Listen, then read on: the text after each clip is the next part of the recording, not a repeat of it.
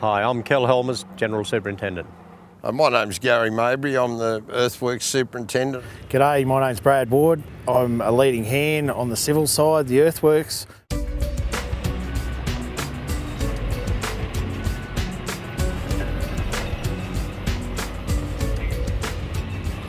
My main role is in charge of pretty well everything that happens outside, which is the construction of the roads, the crushing plant, the saddle dams, and the main RCC dam. Well, the main priority is to get all the sedimentation and erosion control in. We've had to cut some tracks with dozers and excavators into some very steep country, as you can see around here, to get a lot of that silt fencing in, and also at the same time as to get the sedimentation basins in. This is going to be Saddle Dam 2, and the Saddle Dam 2 is they're about 18 metres high. They're a clay core fill and sand fillers, and they're with a very big riprap rock on the batters. We're actually looking at the southern abutment, you call it, of the Saddle Dam, and the hill or the ridge behind that will be a stockpile.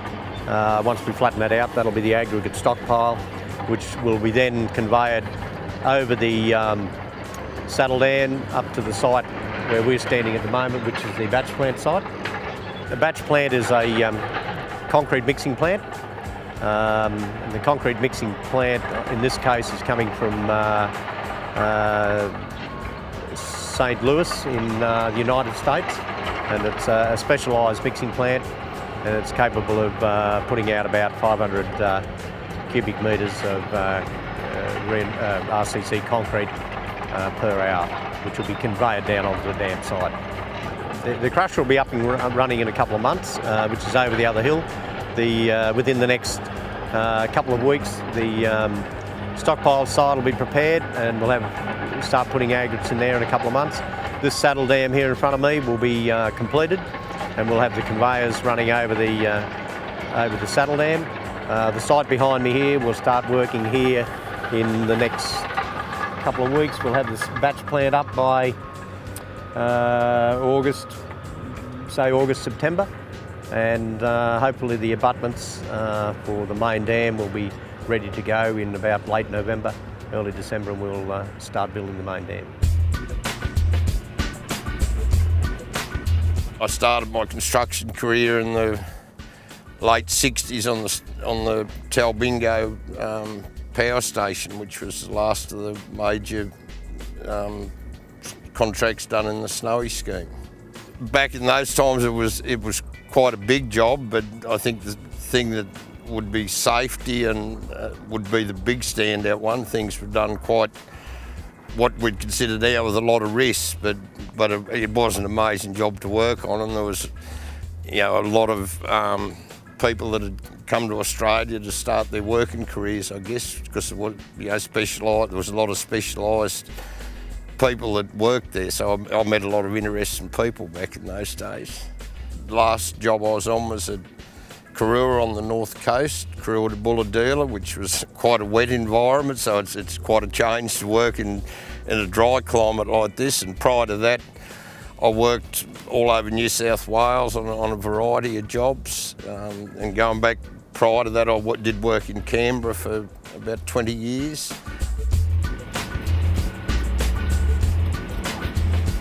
All my jobs have been the same, bulk earthworks or, laying pipe, gas lines, and it's rock and it's clay and it's a bit of everything. So this job's just got a bit of a mixture of everything, and it's just using different talents to access in it, like cutting into our benches and drilling and blasting, and I think it's a bit of everything really that's coming into this job, and it's a bit of a challenge and something different. You're not just putting a bit of dirt down, rolling it up, sealing it, get a test done, away you go again with another lift, and then put a bit of concrete on top. Where this road, like this road here that we're doing now, it's going to be here for 2 years. It's going to have B doubles running over it every hour for 7 months straight. So it's got to be a pretty decent road to hold up to that. I mean, we expect a little bit of you know, rain and that sort of to muck us around, but, you know, and then this is only the start of it to get into the dam. Once we're in the dam, we'll be cutting into benches and, you know, drilling and blasting and working different levels of benches and who's underneath and who's on top and, you know, just different things like that.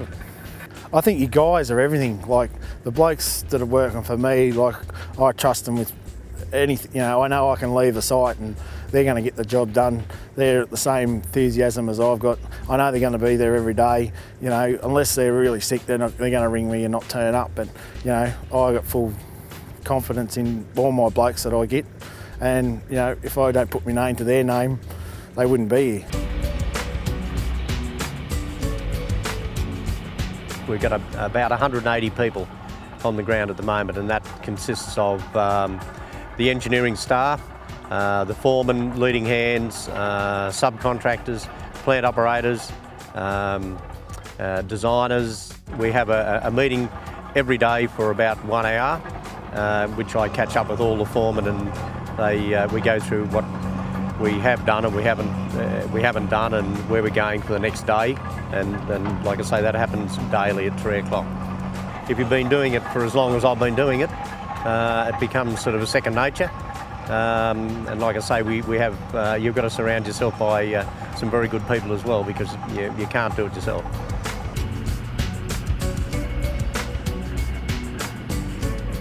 Here is markedly drier than on the coast, and the thing I guess that stands out on this job, there's a lot more challenges than on a road job, for instance. There's a lot more diverse operations here, and a lot of them are fairly challenging. So to be able to sort of work through them and with a successful outcome is good.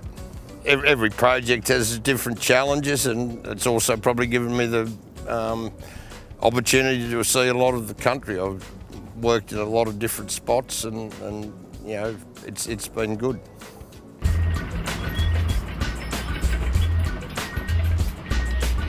I've sort of been in the industry nearly all my life. I did the Alice Springs to Darwin railway line back in the early 90s, and then I spent near 2.5 to 3 years on working between Alice Springs and Darwin for AdRail up there.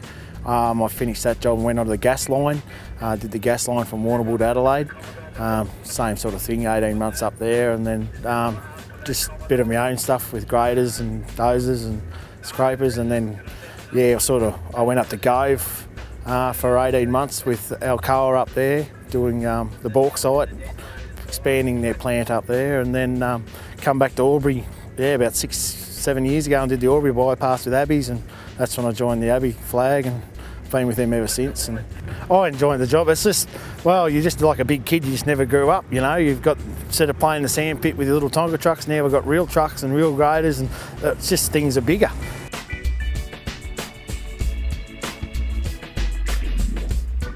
I initially started out as a surveyor in Canberra in the early 70s, and spent a lot of time Canberra and New South Wales with other big contractors, and then moved on into the mainly the supervision role. I guess it's the sense of achievement, and you can see something happening, and you can see something happening daily here. And I guess as you get older, you can see the development of the younger engineers and foremen and people that in years to come will be certainly be doing all this sort of work on their own, and I get great enjoyment out of that. And it's just the matter of just driving and making sure things happen on time and within the budgets and the program. It's something I really live for, you know what I mean? It's not uncommon for us to do 12, 13 hours a day, and it's pretty easy to come to work each day. And you even look forward on a Sunday to get back to work on a Monday. It might sound strange, but there's a lot of us here to do that. That's life.